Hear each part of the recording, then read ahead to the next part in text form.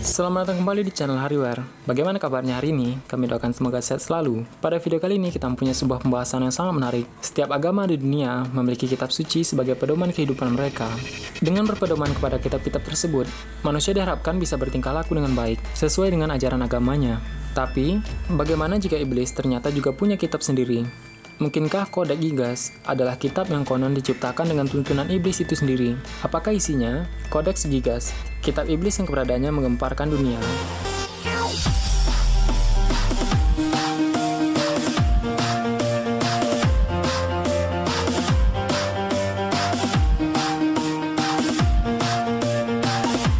Kodeks Gigas adalah kitab yang ditulis pada awal abad ke-13 di biara Ordo Benedictus di Polaris di Bohemia, yang sekarang adalah Republik Ceko. Kodeks Gigas adalah sebuah manuskrip kuno terbesar di dunia dan dipercayai sebagai kitab iblis. Kitab ini memiliki ketebalan 620 halaman dan berukuran 1 meter. Begitu besarnya, kitab ini sampai dikatakan membutuhkan lebih dari 160 kulit binatang untuk membuatnya dan 2 orang untuk mengangkatnya.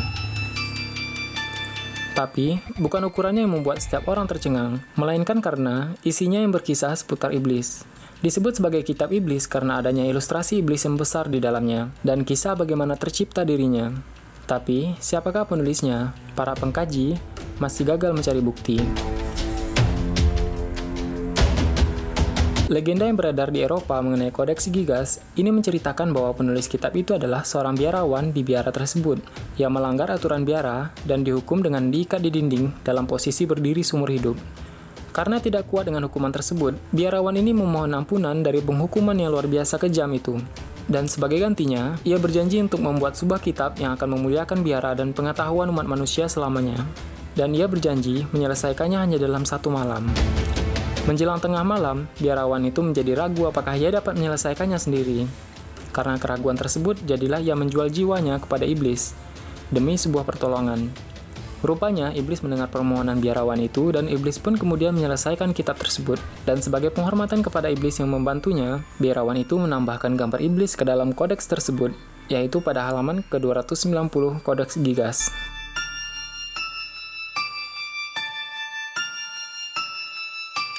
Pada halaman 290, kitab Kodeks Gigas ini terdapat gambar unik dari iblis, dengan ukuran sekitar 50 cm. Beberapa halaman sebelum ini, sebelum halaman 290, ditulis pada lembaran yang menghitam dan memiliki karakter yang sangat suram, agak berbeda dari isi yang lain dari kitab kuno itu. Manuskrip ini tidak hanya berisi tentang kitab perjanjian baru dan lama, tapi juga teks-teks lain yang lebih pendek seperti pengusiran setan, tata bahasa, kalender, serta pekerjaan obat-obatan. Tapi bukan elemen ini saja yang membuat kitab ini lebih aneh. Seluruh isi kitab ini ditulis dalam bahasa Latin.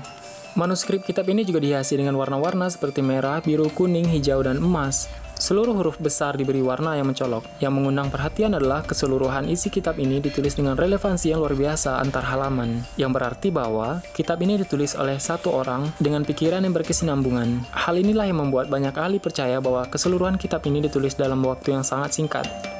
Saat ini, kitab Kodeks Gigas ini tersimpan di Swedish Royal Library di Stockholm, Swedia. Dibutuhkan tenaga 2 pustakawan untuk mengangkat kitab tersebut. Kodeks tersebut ditaruh di sebuah tempat yang terbuat dari kayu, dilapisi dengan kulit dan dihiasi dengan logam. Pada mulanya, kitab itu memiliki 320 lembar naskah. Namun, 8 lembar darinya dibuang. Tidak diketahui siapa yang membuang 8 lembar tersebut dan untuk tujuan apa. Ada dugaan, 8 lembar yang dibuang tersebut kemungkinan berisi aturan-aturan biara Ordo Benedictus. Berat kitab tersebut hampir mencapai 75 kg. Sedangkan lembaran yang digunakan untuk menulis Kodeks Gigas ini adalah kulit yang berasal dari 160 ekor anak sapi. Hingga kini, kitab ini masih diteliti oleh banyak peneliti, terutama menyangkut misteri penulisannya yang melegenda hanya semalam itu. Itulah kenapa naskah kuno atau manuskrip atau kodeks ini dinamakan kitab iblis. Walaupun disebutkan adanya legenda yang melibatkan iblis pada zaman Inkuisisi, namun kodeks ini tetap disimpan oleh biara dan dipelajari oleh banyak cendekiawan sampai hari ini.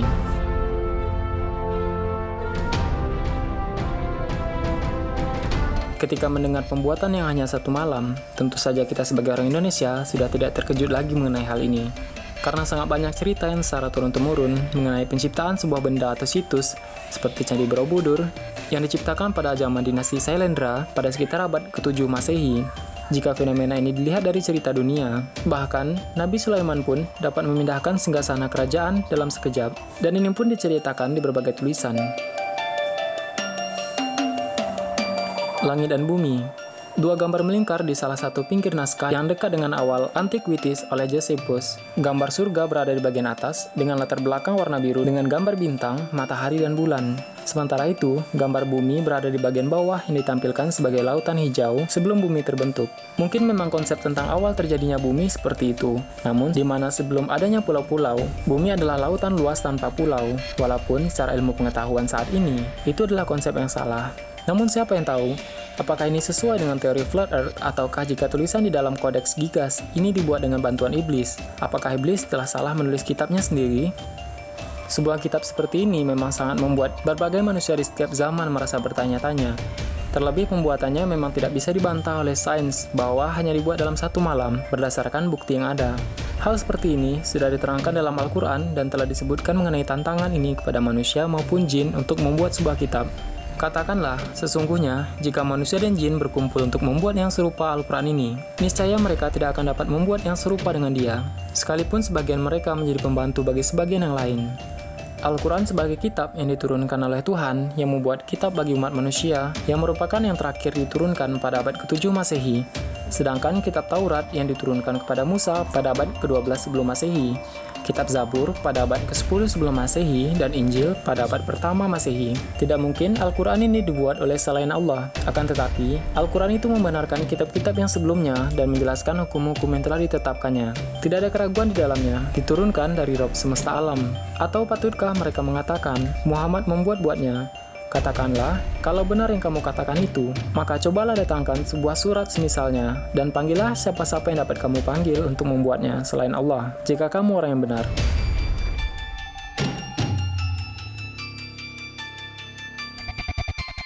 Dalam Kodeks Gigas, atau lebih dikenal dengan Kitab Iblis ini, pada bagian di dalamnya ada sesuatu yang unik di mana terdapat pada kalimat in principio, namun huruf I pada bagian depan tidak tertulis. Entah disengaja atau lupa untuk menulisnya, hal tersebut masih menjadi misteri. Ini adalah satu-satunya ilustrasi literal dalam Kodeks Gigas. Analisis dari teks yang terdapat di Kodeks Gigas ini memang menunjukkan bahwa kitab tersebut ditulis oleh satu orang dalam waktu singkat, mengingat tingkat keseragaman dari halaman depan hingga akhir. Bayangkan jika penulisannya dibuat dalam 6 jam sehari dan menulis 6 hari seminggu.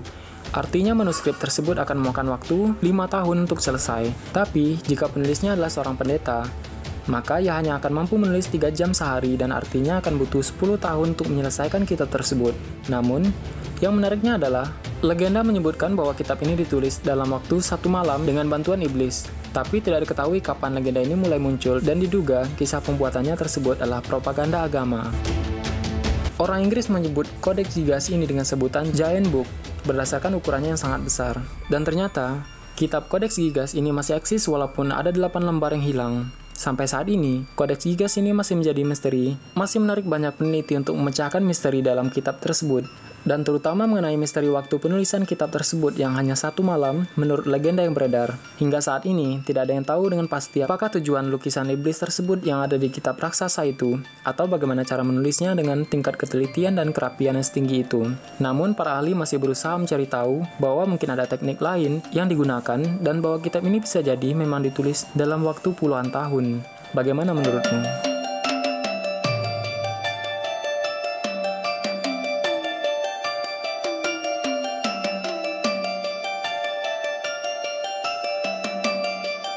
Sebenarnya sangat banyak hal yang belum dan akan kita bahas. Tetap nantikan episode selanjutnya. Subscribe jika belum, dan silahkan dilihat juga episode sebelumnya jika suka. Terima kasih sudah menonton hingga akhir video ini. Kami doakan semoga sehat selalu. Sampai jumpa lagi.